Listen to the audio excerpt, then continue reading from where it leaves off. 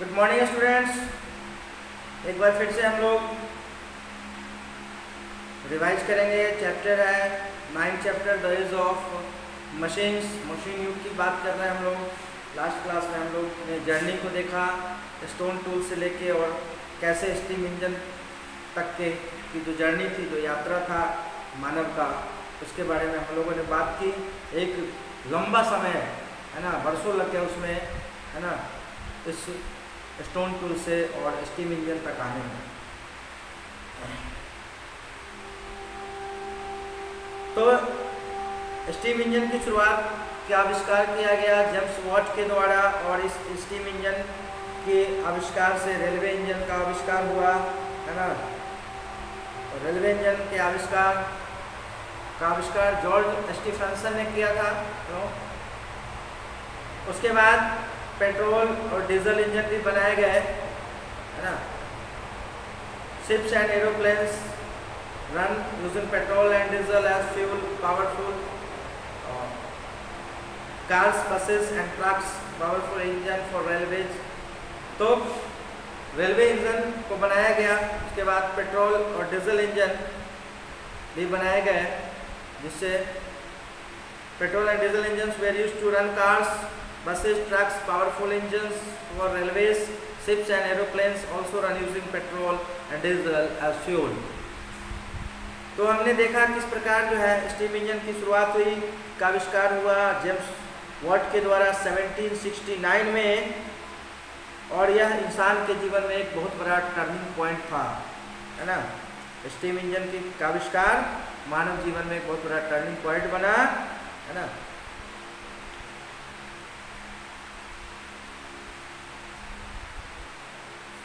और steam engine जो है वह रेलवे इंजन के आविष्कार का कारण बना, और जॉर्ज स्टीफेंसन ने रेलवे इंजन बनाया। Diesel engine was first tested by Rudolf diesel.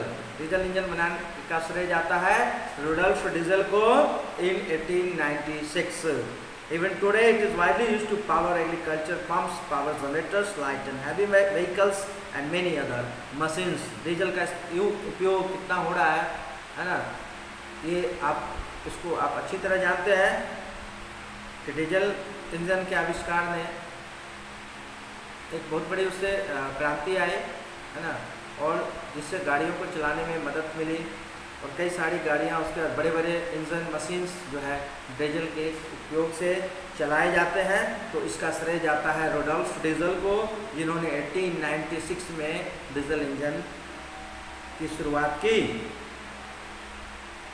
उसके बाद गॉटलीब डैमलर डेवलप पेट्रोल इंजन।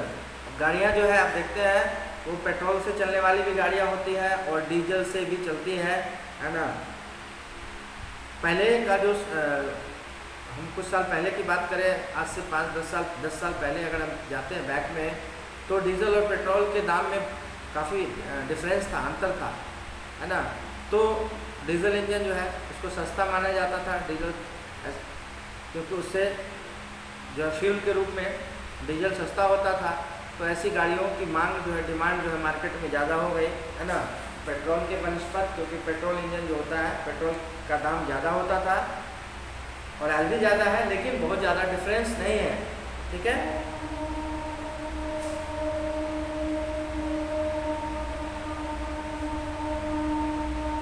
तो गाड़ियाँ जो बनने लगी वो मैक्सिमम डीजल इंजन गाड़ियाँ बनने स्टार्ट हो गई, मार्केट में डिमांड हुआ डीजल इंजन गाड़ियों की है ना।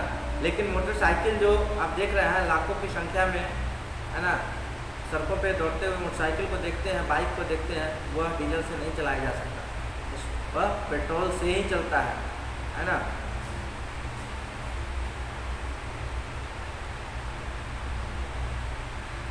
कुछ गाड़ियाँ जो है सीएनजी से भी चलती है, सीएनजी कंप्रेस्ड नेचुरल गैस से चलती है, और वह प्रदूषण के स्तर को कम करता है ना, उससे प्रदूषण कम होता है ऐसा माना जाता है।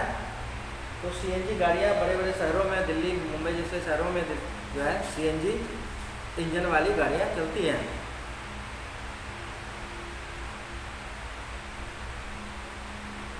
अब रेलवे इंजन की शुरुआत हो गई, का आविष्कार हो गया, स्टीम इंजन का आविष्कार हुआ, फिर रेलवे इंजन का आविष्कार हुआ, डीजल इंजन बनाए गए, पेट्रोल इंजन बनाए गए, और किस तरह से जो है क्रांति आई, इंडस्ट्रियल रिवोल्यूशन जिसको कहा जाता है, औद्योगिक क्रांति एक बहुत बड़ा महत्व रखता है ना।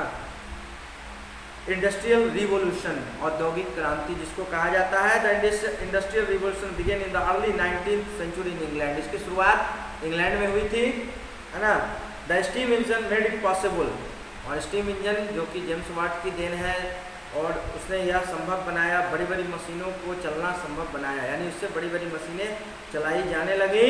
Now the work of man and animals was done by machines. जो काम हाथ से किया जाता था मानव के द्वारा या जानवरों के द्वारा किया जाता था, उसको मशीन के द्वारा, उसकी शुरुआत हुई, मशीन के द्वारा किया जाने लगा। Goods could be produced in large quantity. पहले हाथ से लोग सामान बनाते थे, है ना, और उसकी संख्या, क्वांटिटी जो है सो हाथ से बनाने की कितनी क्वांटिटी, बहुत कम क्वांटिटी वो तो हो पाती थी, है ना, उत्पादन कम होता था। पर जब मशीन आ गया, जब मशीन से काम होने लगा, फैक्ट्री में मशीन का उपयोग शुरू हुआ, यानी तब जो है जाके प्रोडक्शन हाई हो गया, क्वांटिटीज ऑफ गुड्स हाई हो गया, बड़े पैमाने पे उत्पादन होने लगा। Quality was also good and they were cheaper in price. एक तो क्वांटिटी बढ़ा, दूसरा उसका क्वालिटी अच्छा हुआ, बढ़िया हुआ, और प्राइस जो है उसको कम किया गया। हाथ से बनाया जाता था और क्वालिटी और क्वांटिटी दोनों में क्वालिटी जो है वो भी उतना बेहतर नहीं था, और क्वांटिटी क्योंकि हाथ से किया हुआ काम धीरे धीरे होता है तो क्वांटिटी भी कम था, ठीक है। तो मशीन के इस्तेमाल ने क्वालिटी और क्वांटिटी दोनों को बढ़ाया और प्राइस को सस्ता कम किया, है ना। All this led to the factory system, और यहीं से फैक्ट्री सिस्टम की शुरुआत हुई। फैक्ट्री जहाँ पे रॉ मटेरियल से फिनिश गुड्स तैयार किए जाते हैं, ठीक है। और यह मशीन के आने से ही फैक्ट्री सिस्टम की शुरुआत हुई। People started working in the factories and production increased. लोगों ने फैक्ट्री में काम करना शुरू किया और प्रोडक्शन का बढ़ना शुरू हो गया। The change from handmade goods to machine made goods, हाथ से बनाए हुए सामान से मशीन से बनाए हुए सामान, brought about revolution in the life of man, मनुष्य के जीवन में एक बहुत बड़ी क्रांति लेके आया, है ना। This was known as the industrial revolution. इसी को औद्योगिक क्रांति या इंडस्ट्रियल रिवोल्यूशन का। इंडस्ट्री की शुरुआत हुई, मशीन का उपयोग किया गया, कई सारे लोग उसमें काम करने वाले उसमें लगे, है ना, और क्वांटिटी को बढ़ाया गया, प्रोडक्शन को बढ़ाया गया, और इसी को हम लोग औद्योगिक क्रांति या इंडस्ट्रियल रिवोल्यूशन के नाम से जानते हैं, है ना। एक वर्ड आता है, टर्म आता है mass production with the help of various sources of energy. ऊर्जा के कई स्रोत इस्तेमाल किए गए हैं, such as coal, mineral oil, electricity, है ना। Big machines could be used to manufacture goods. बड़े बड़े मशीन, अब चूंकि मशीन को चलाने के लिए सोर्स ऑफ एनर्जी की आवश्यकता होती है, और कई सारे एनर्जी का इस्तेमाल करके बड़ी बड़ी मशीनों को चलाया गया। और एनर्जी में जैसे कोल हो गया, मिनरल ऑयल, इलेक्ट्रिसिटी यानी बिजली, और इनके उपयोग से कई सारे मशीनों को चलाया गया और मशीनों को रन कराया गया, जिससे उत्पादन बढ़ता गया, है ना। और इसी को हम लोग मास प्रोडक्शन कहते हैं, है ना। प्रोडक्शन में इंक्रीज, हाँ, बड़े पैमाने पे बढ़ोतरी हुई और इसी को मास प्रोडक्शन नाम दिया गया। New machines were invented and different parts of an article were made by different person on different machines. नई मशीनों की खोज की गई, आविष्कार किया गया, and different parts of an article were made by different person, अलग अलग लोग के द्वारा अलग अलग चीज़ें बनाई गई अलग अलग मशीनों पर। The speed and efficiency of production increased, है ना। एफिशिएंसी और प्रोडक्शन, द स्पीड जो है प्रोडक्शन की जो स्पीड है वो तेज गति से प्रोडक्शन होना शुरू हुआ, है ना। Mass production became the key note of industry. Mass production, मैंने आपको बताया कि उत्पादन क्षमता को बढ़ाया गया, जिसको मास प्रोडक्शन नाम दिया गया, है ना। Huge quantities of things were now produced in a very short time. अब चूँकि बड़े बड़े मशीनों का इस्तेमाल किया गया इंडस्ट्री में, और उससे कम समय में ज़्यादा उत्पादन होना शुरू हो गया, है ना।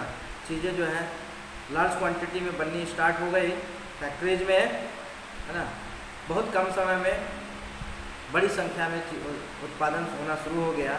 सच a method of production is also called assembly line production. ऐसे मेथड को असेंबली लाइन प्रोडक्शन भी कहा जाता है। असेंबली लाइन प्रोडक्शन या मास प्रोडक्शन की बात कर रहे हैं। क्या क्या फ़ायदे हुए मास प्रोडक्शन के, है ना। Advantages of mass production are the cost of production is reduce. अब चूँकि स्पीड बढ़ गई, उत्पादन बढ़ गया, है ना। क्वांटिटी जो है गुड्स की क्वांटिटी जो है वो बढ़ गई, कम समय में ज़्यादा उत्पाद तैयार होने लगे, ज़्यादा उत्पादन होना शुरू हो गया। तो उससे क्या हुआ, cost of production is reduce. Production का जो कॉस्ट पड़ता है वो कम हुआ। It leads to increase profit. मुनाफा ज़्यादा होना शुरू हो गया। कॉस्ट ऑफ प्रोडक्ट की लेस। और जो प्रोडक्ट यानी उत्पाद, जो सामान का जो कीमत है वो कम हुआ, है ना।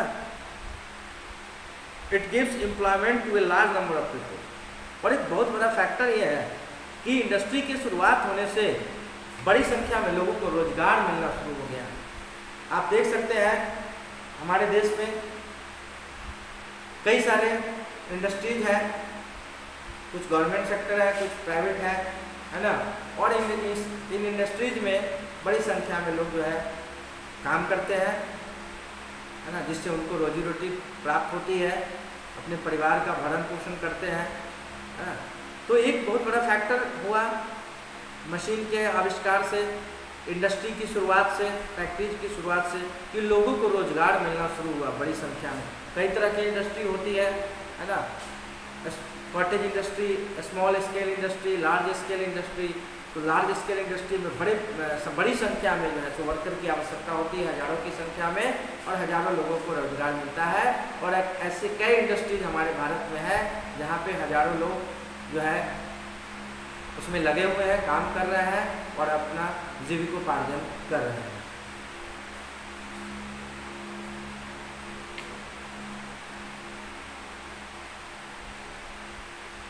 It gives the quality of the product has improve. और यहाँ मशीन के आने से हाथ से जो भी हम काम करेंगे, जो भी चीज़ें तैयार की जाती थी वो उससे लोगों की ज़रूरतें पूरी होती थी, लेकिन सभी लोगों की ज़रूरतें पूरी नहीं हो पाती थी।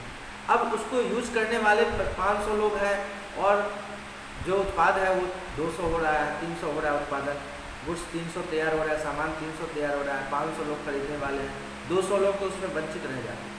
और जब ये मशीन की शुरुआत हुई, जब इंडस्ट्री की शुरुआत हुई, तो बड़ी संख्या में चीज़ों का उत्पादन शुरू हुआ, वस्तुओं का, और जो है क्वालिटी को भी बेहतर बनाया गया। ना सिर्फ क्वांटिटी को बढ़ाया गया बल्कि क्वालिटी को भी बेहतर बनाया गया इंडस्ट्री में, है ना। इसका ध्यान रखा गया कि क्वालिटी बढ़िया हो, और क्वालिटी बढ़िया होने पर भी वह उसकी सेलिंग अच्छी होती है ना। मार्केट में उसको दाम मिलते हैं, उसके खरीदार मिलते हैं। तो इसका भी ध्यान इंडस्ट्री में रखा गया, उद्योग में रखा गया, है ना। आज आप मार्केट में देखते हैं कितने सारे इंडस्ट्रीज हैं, बहुत सारे इंडस्ट्री हैं हमारे देश में। कई सारे उत्पाद जो है सिमिलर चीज़ें जो बनाते हैं, लेकिन उसमें भी क्वालिटी में फ़र्क होता है। लोग कहते हैं कि नहीं ये नहीं लेना है हमें, वो अच्छी क्वालिटी वाला लेना है ना।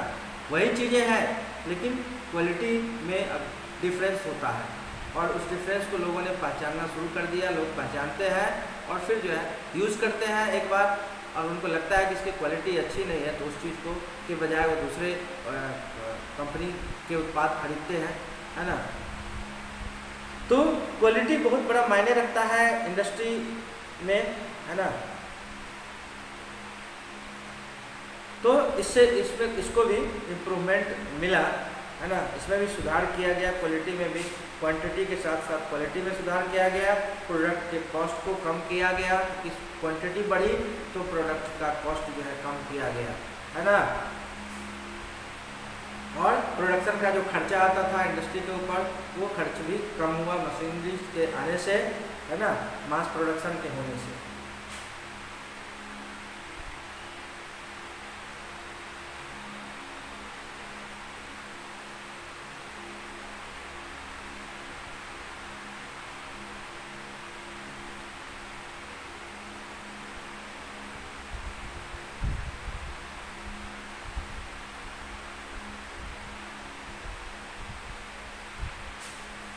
असेंबली लाइन प्रोडक्शन की मैंने यहाँ पे बात की, थोड़ा सा एक बार मैं उस पर फिर मैं उसके बारे में कहना चाहूँगा कि असेंबली लाइन प्रोडक्शन आपको मैं बता दूँ होता क्या है। मैंने आपको अभी बताया कि डिफरेंट पार्ट्स जो है, जैसे मान लो आप कार आप देखते हैं सड़कों पे दौड़ते हुई कारें, लेकिन ये जो कार जो तैयार होती है, जो बनती है, ये अलग अलग मशीनों पे इसके अलग अलग पार्ट तैयार करके फिर इसको एक साथ असेंबल किया जाता है ना। तो इसी को असेंबली लाइन प्रोडक्शन, सिंपल भाषा में मैंने आपको बताया। जैसे कार के पार्ट्स हैं, कई सारे पार्ट्स लगे हुए हैं, स्टीयरिंग है, डोर्स है ना, सीट्स हैं, ठीक है। तो जो भी पार्ट्स उसके हैं उसको अलग अलग मशीन पे तैयार किया जाता है और फिर उसको असेंबल किया जाता है, और इसी को असेंबली लाइन प्रोडक्शन कहा जाता है। ऐसे मेथड को असेंबली लाइन प्रोडक्शन कहा जाता है ना। और इसके लिए बड़ी बड़ी मशीनों का इस्तेमाल होता है।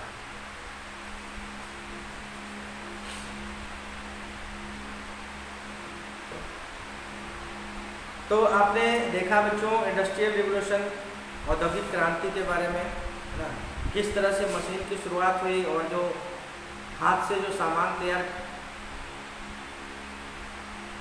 किए जाते थे वह मशीन से तैयार किए जाने लगे, उत्पादन बढ़ना शुरू हो गया और इसी को इंडस्ट्रियल रिवोल्यूशन नाम दिया गया, औद्योगिक क्रांति नाम दी गई, है ना। कितने सारे फायदे हुए, है ना।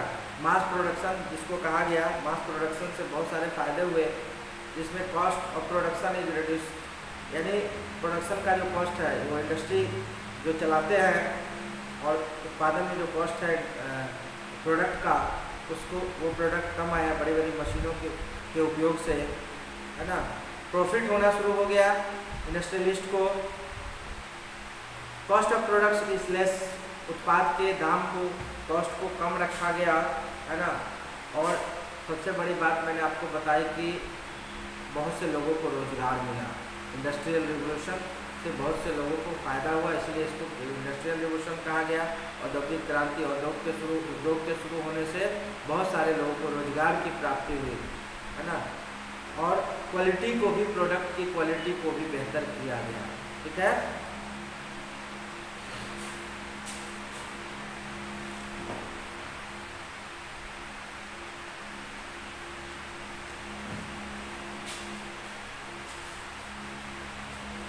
अब मैंने आपसे बात की, मैंने आपको कहा कि डिफरेंट सोर्सेज ऑफ एनर्जी के इस्तेमाल से मशीन्स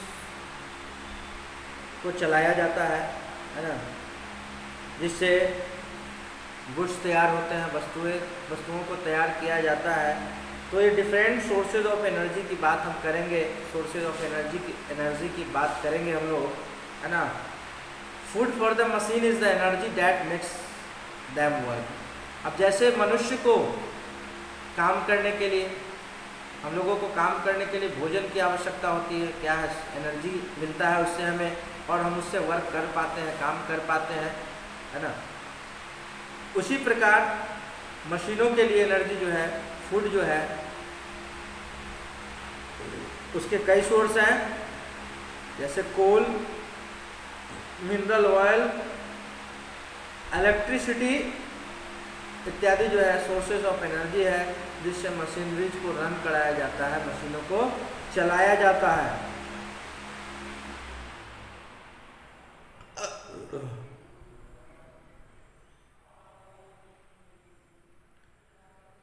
कोल, सबसे पहला coal was the first and the most important fuel used in machine on a large scale. Coal यानी कोयला सबसे महत्वपूर्ण और पहला फ्यूल था, ईंधन, जिसका इस्तेमाल किया गया मशीनों के लिए। Coal can be made by burning of wood but mostly coal is obtained from mines. लकड़ी के जलाने से प्राप्त होता है, लेकिन मोस्टली जो कोल के बारे में आप पढ़ चुके हैं शायद, और कि कोयला कहाँ से आता है, ये खान से आता है, माइंस से आता है, कोयले की खान है ना, जिससे कोयला प्राप्त किया जाता है। Coal is found deep under the earth surface. It was found millions of years ago from the dead plants buried under the earth, ज़मीन के नीचे से इसको प्राप्त किया जाता है और इसको बनने में, तैयार होने में लाखों साल लगते हैं, है ना। Initially, coal deposits were found almost on the Earth's surface, but due to their constant use, the coal mines have gone deeper within the earth. और यह एक constant यानी निश्चित इस्तेमाल की वजह से जो है कोल माइंस जो है, कोयले की जो खान है वो ज़्यादा नीचे चली गई है अर्थ के। However, people have now realized that such indiscriminate use of coal will exhaust the coal reserves। और इस तरह से जो यूज़ मतलब लगातार जो खर्च हो रहे हैं कोयले का खर्च, कोयले को खर्च किया जा रहा है, इससे जो है एक दिन यह समाप्त हो जाएगा, है ना, खाली हो जाएगा खान जो है कोयले की खाने, कोल रिजर्व समाप्त हो जाएगा। This has led to the discovery of, और इसकी वजह से जो है कई सारे दूसरे सोर्स की खोज की गई, है ना, अल्टरनेटिव सोर्स की खोज की गई। ठीक है,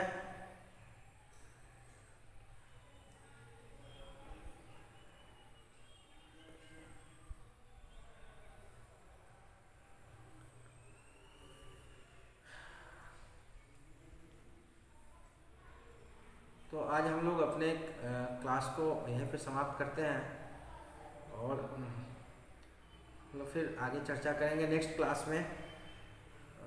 और भी सोर्सेज ऑफ एनर्जी हैं, इसकी हम लोग बात नेक्स्ट क्लास में कर पाएंगे। तो आज के लिए मैं अपने क्लास को यहीं पे समाप्त करना चाहूँगा। ठीक है, thank you and have a nice day.